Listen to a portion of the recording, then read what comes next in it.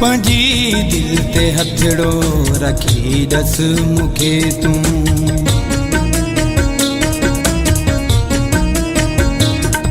पंहिंजी दिल ते हथड़ो रखी दस मूंखे तूं छा इन लाइ मूं सां तो मोहबत कई हुई वॾा कसम वाइदा अॼु विसरी विया थी ॿुधी तुंहिंजूं ॻाल्हियूं अॼु मारे छॾियो थी पंहिंजी दिल ते हथड़ो रखी दस मूंखे तूं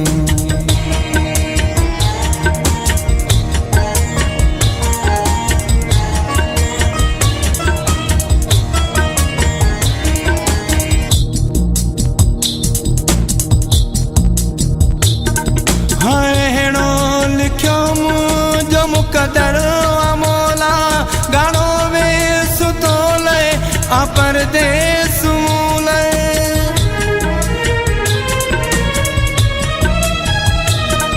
अहिड़ो लिखियो मुंहिंजो मुक़दर मोला गानो वे सुतो लए आ परदेस मूलए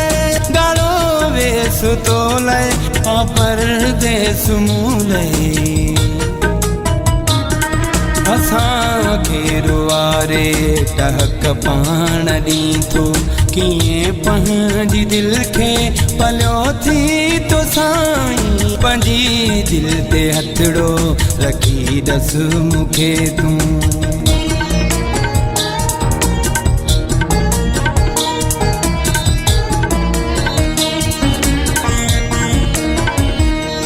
गुलनि जहिड़ो गुलशन उजाड़े हलियो वए अफ़सोस जीअरे मारे हलियो वए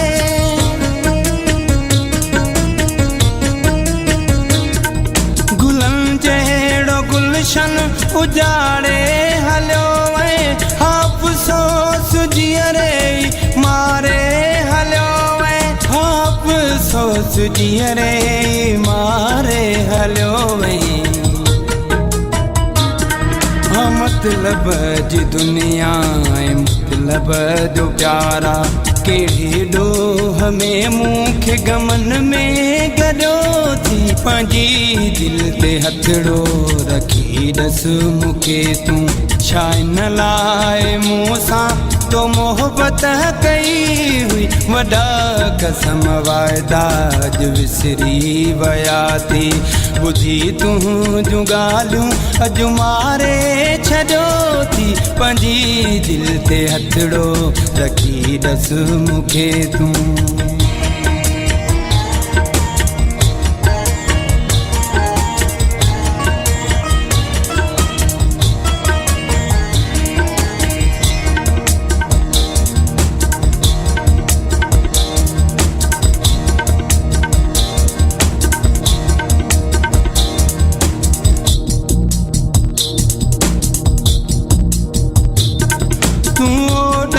सजण जी वह दिल खे टोड़े पियो आ सजी मुंहिंजी दुनिया ई लोड़े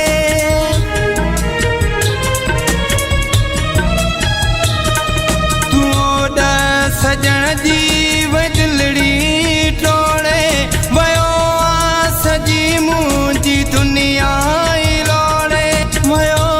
आ सजी मुंहिंजी दुनिया ई लोड़े खता मूंखां कहिड़ी भला थी वई आहे एॾो वेर मूं सां भला छो रखियो थी पंहिंजी दिल ते हथड़ो रखी दस मूंखे तूं छा इन लाइ मूं सां तो मोहबत कई हुई वॾा कसम वाइदा अॼु विसरी विया थी